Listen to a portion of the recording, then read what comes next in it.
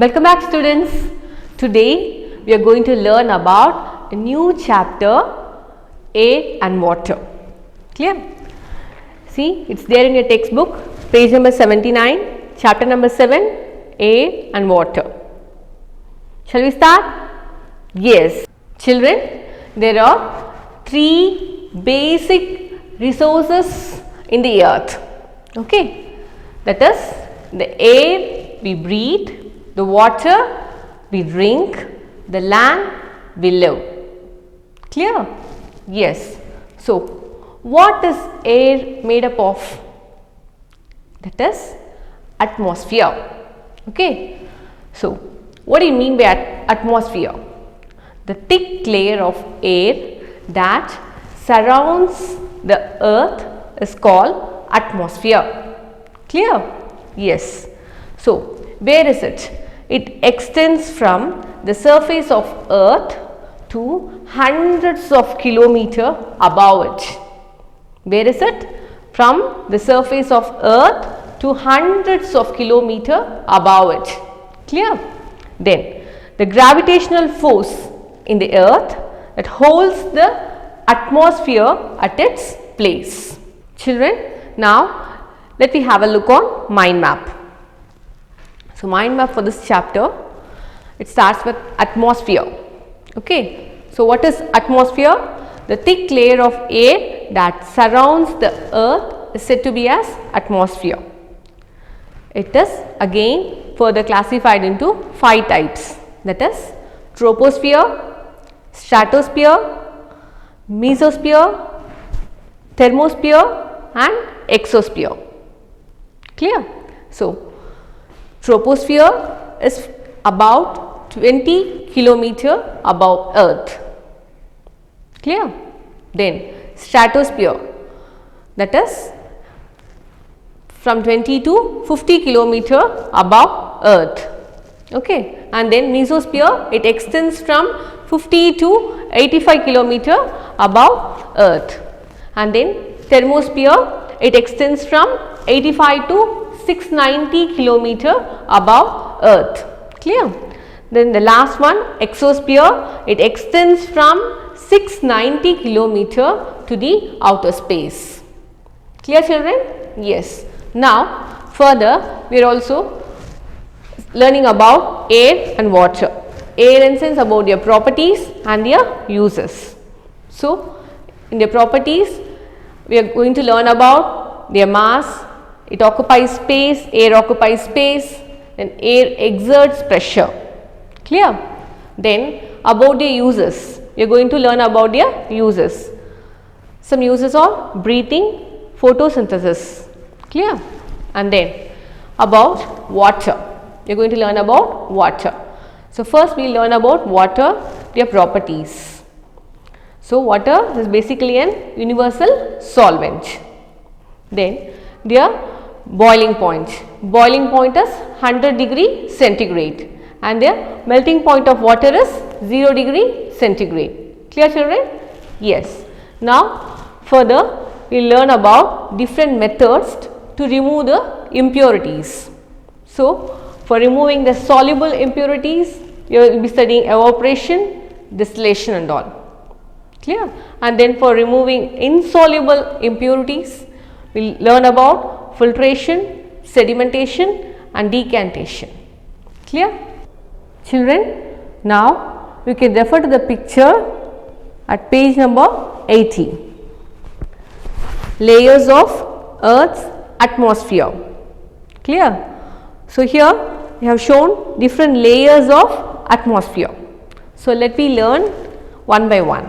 Children, now let me learn about first one, troposphere. So, troposphere, it is the lowermost layer of atmosphere. Lowermost layer of atmosphere. Then it extends from the surface of the earth to 20 kilometers above it. So, children, where is it? It extends from the surface of earth to about 20 kilometers above it. Clear? Then it contains about 75% of all the air in the atmosphere. 75% of all the air in the atmosphere. Clear? Then 99% of water vapor is present in this layer. 99% of water vapor is present in this layer. Yes children, now about the second layer, that is stratosphere. Okay. So, this is the second layer of atmosphere. Clear? It extends from 20 to 50 kilometer above the earth surface. Where is it? It extends from 20 to 50 kilometer above the earth surface.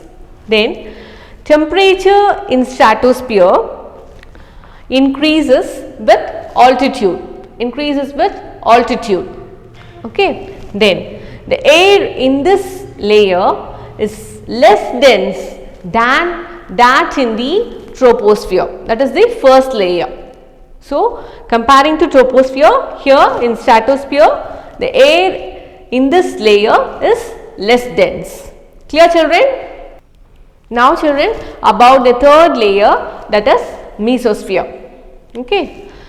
So, the layer of atmosphere above the stratosphere is termed as mesosphere. Above the stratosphere is called as mesosphere. Clear children? Okay. So, it extends from 50 kilometer to 85 kilometer. 50 to 85 kilometer. Then, the temperature decreases in the mesosphere with increase in height. With increase in height, the temperature decreases in mesosphere. Clear children? Then, air in mesosphere is thinner than the stratosphere. The air which is there in mesosphere will be thinner than the stratosphere. Yes children. Now about the third layer, mesosphere. Okay. So, mesosphere. So, most of the meteoroids that enter the earth atmosphere slows down and burn up in this layer. What it will do? That will slows down and burn up in the atmosphere in this layer. Okay. And then such meteoroids that burn up in the atmosphere are called meteors. Clear? Then scientists send sounding rockets into the mesosphere. These rockets stay in this layer for few minutes and then come back after gathering the information. Yes children, now let us learn about the fourth layer of atmosphere, that is thermosphere. Okay. So, thermosphere is the fourth layer of atmosphere and it extends from 85 kilometer to 690 kilometer above the earth surface. So, where is it? From 85 kilometer to 690 kilometer above the earth surface. Okay. Then, temperature of this layer, temperature of this thermosphere layer increases with altitude. Clear? And then air is not very dense here. Another layer, that is ionosphere, which is present here in this thermosphere, which is a part of thermosphere. Another layer, ionosphere, which is a part of thermosphere, is observed here. So, we can listen to the radio programs because of this ionosphere. Yes children. Now about the fifth layer, that is exosphere. Clear? So, this is the fifth or outermost layer of atmosphere. Okay. And then it extends from about 690 kilometer to the outer space. Where? From 690 kilometer to the outer space. Clear? Then, so the air which is present here in this layer, that is very thin in this layer. The air is very thin in this layer. Clear? Yes children. Now, why is the atmosphere essential? What is the importance? The atmosphere sustains life on the earth by providing oxygen for breathing. Isn't it children? We are intaking oxygen for breathing, isn't it? Yes. It also provides carbon dioxide to plants for making food, isn't it? It provides carbon dioxide to plants for making food. Then, the ozone layer in the atmosphere absorbs the harmful ultraviolet rays of the sun and prevents them from reaching us.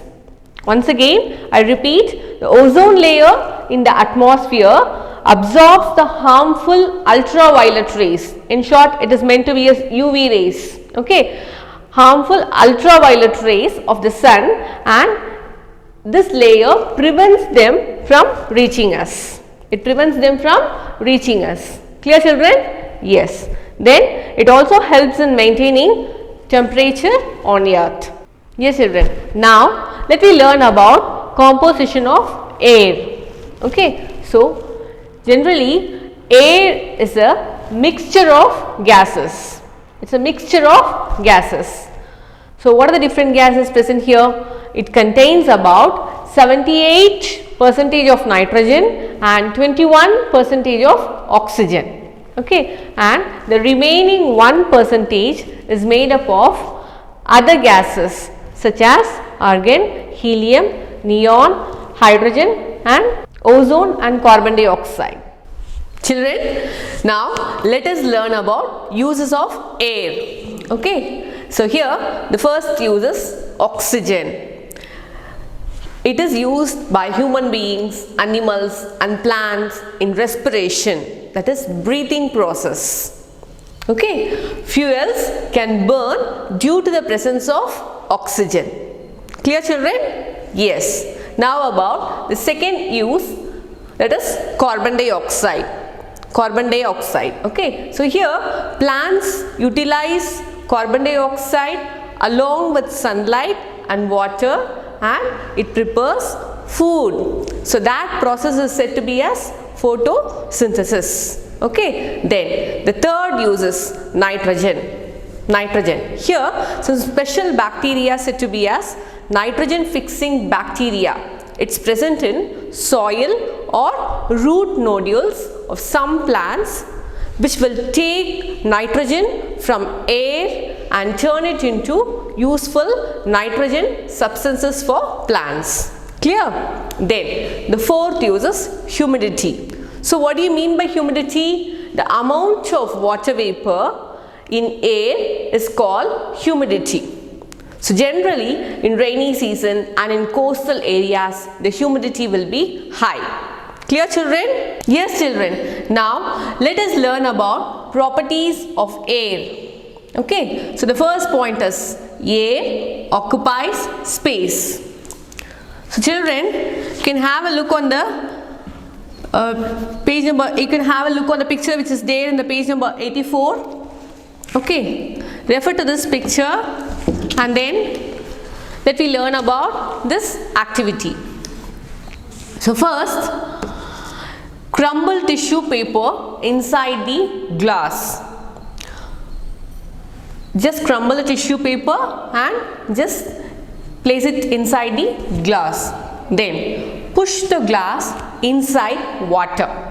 Take a separate bowl and inside the bowl you just push the glass inside the water so that it should not be tilted. It should not be tilted. Then pull out the glass, take away the glass, keep it straight. Then you can observe that the paper is dry because water could not enter the glass. Is that clear? So this is about the first property which proves that air occupies space. Clear, children? Yes. Now children, let us learn about the second property of air, that is air has mass. So here children, first take a deflated football. Fill air into the ball so that it becomes tight. Then weigh the football. Slowly let out the air by opening valve. Weigh the football again so that you can observe the weight goes down because it has air in it. So that it proves air has mass. Clear, children? Yes, children. Now about the third property, air exerts pressure. So here it's there in your textbook, page number 85, activity number 4. You can have a look on the picture. Okay. Now let us learn about this activity. Take a glass filled with water. Make sure no air bubbles is not there. Okay. Then place a piece of cardboard and put it over the glass. Okay. Then place your hand on one side and quickly turn glass upside down. Remove your hand so that water will not flow down. It won't come out. Air exerts pressure from below, from the downside, so that it keeps in the water. Okay, so this activity proves that air exerts pressure. Clear? Yes, children. Now let us learn about the second part of the chapter, that is water. Okay, so about 70% of Earth's surface is covered with water, isn't it? Yes. So water also exists in air as water vapor and in ground as groundwater. Clear? Then all living things need water to survive, and that's why it is also called as elixir of life. Now children, let us learn about properties of water. Okay, so here pure water has no color, taste or smell.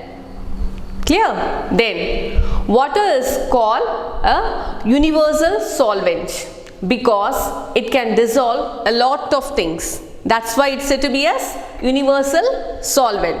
Clear, children? Yes. Then water is a natural substance. It exists as ice in solid, water in liquid and steam in gaseous state. So that it exists in all three forms, that is solid, liquid and gas. Then water boils at 100 degrees centigrade and freezes at 0 degree centigrade. So children, boiling point of water is 100 degrees centigrade and melting point of water is 0 degree centigrade. And then water can absorb a lot of heat, so that it can absorb a lot of heat, and it is also used as a coolant in vehicle. Okay, then water drops tend to cluster together, therefore they can move through roots and stems of the plant. Clear, children? Yes. Now children, let us learn about impurities in water. Okay, so here rainwater is the purest form of water. As you all know, rainwater is the purest form of water. Then when rainwater falls, it dissolves impurities present in air and gets mixed with soil and minerals. Okay, then river water contains sand, rock and organic matter. And then seawater contains sand and silt. So children, there are two different types of impurities, that is soluble and insoluble. Soluble impurity, an example is salt mixed with water, and insoluble, sand mixed with water. Clear, children? Yes. Yes, children. Now let us learn about some methods which is used to remove the insoluble impurities. Okay, so what are those methods? Filtration, sedimentation and decantation. Okay, so let me learn about one by one. Okay, so the first method, filtration. Here, insoluble suspended impurities in water can be removed by this method. The insoluble suspended impurities in water can be removed by using this filtration method. So here, impure water can be filtered by either by using physical barriers such as filter paper, or else it can also be removed by chemical substances such as activated carbon. Clear, children? Yes. Now about the second method, sedimentation. Sedimentation is a simple process. Here the water, it's taken along with insoluble impurities. And if it is left to stand undisturbed for some time, automatically the heavy solid impurities settle down at the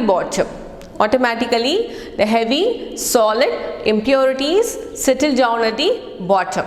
And this process is called sedimentation.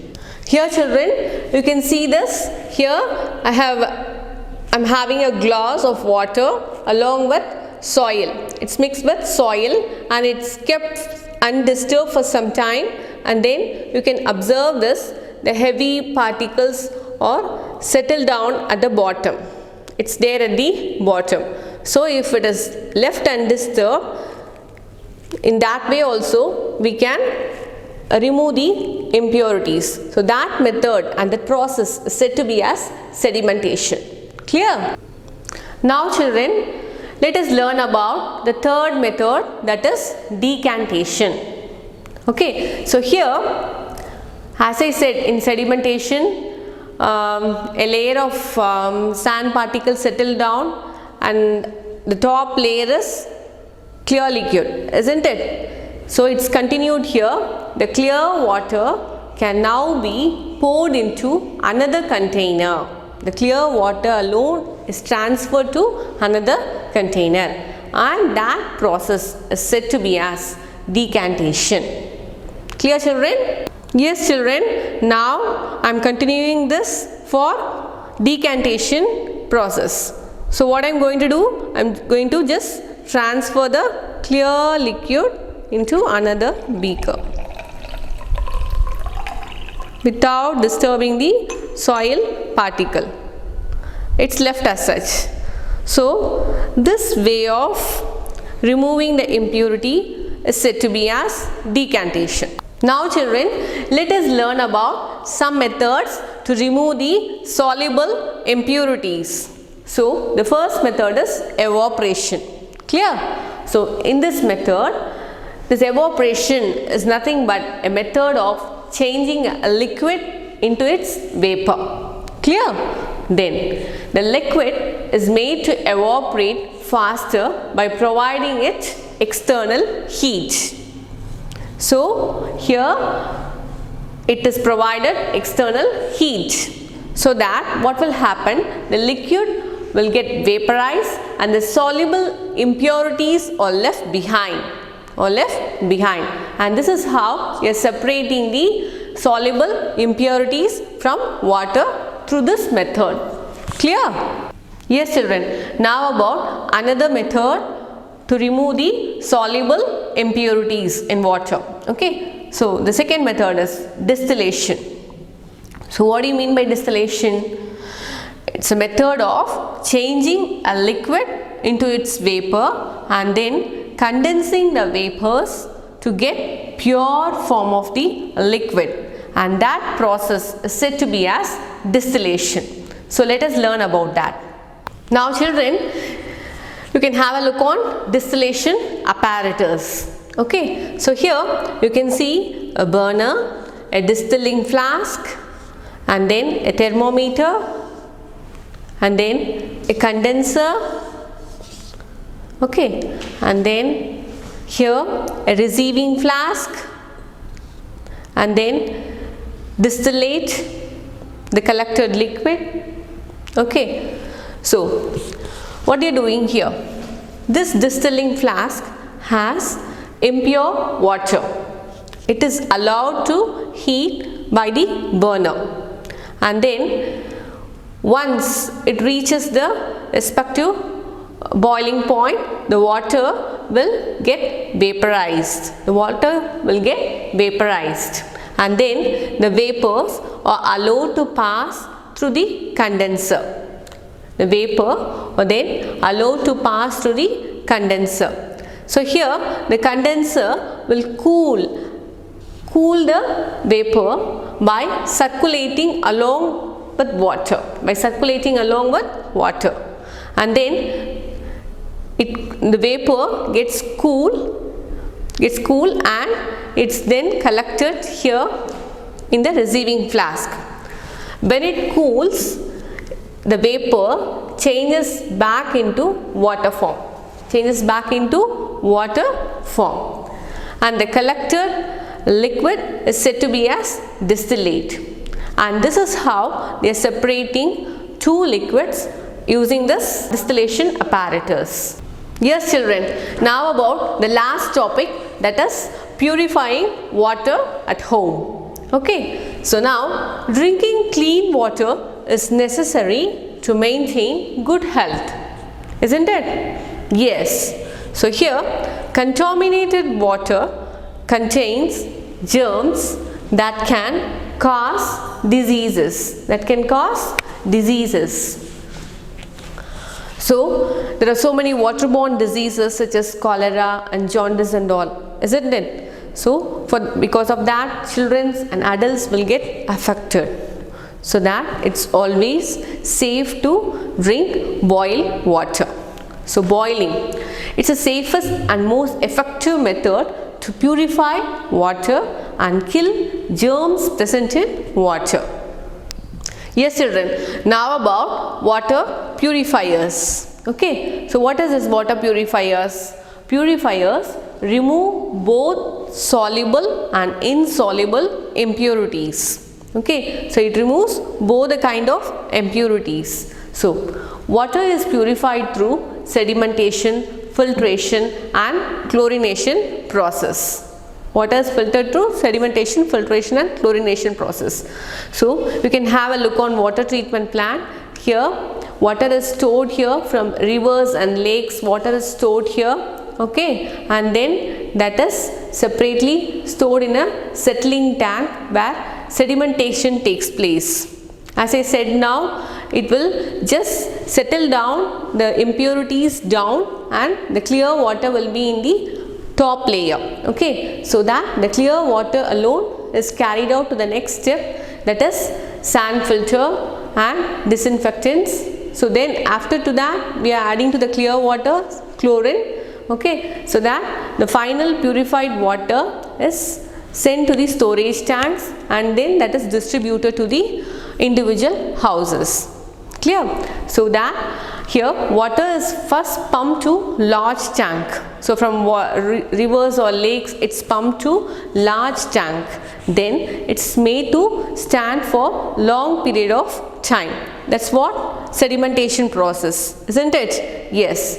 Heavier impurities will settle down so that you're getting a clear supernatant. That liquid alone is just carried out to the next process. That's what is collected and carried by adding chlorine to the water to kill germs, and that process is said to be as chlorination. And finally you're getting the final water after the distribution. So children, with this we have come to an end of this chapter. After watching the video, read the lesson thoroughly so that you can understand well. Okay, so let us meet in the next class. Thank you all.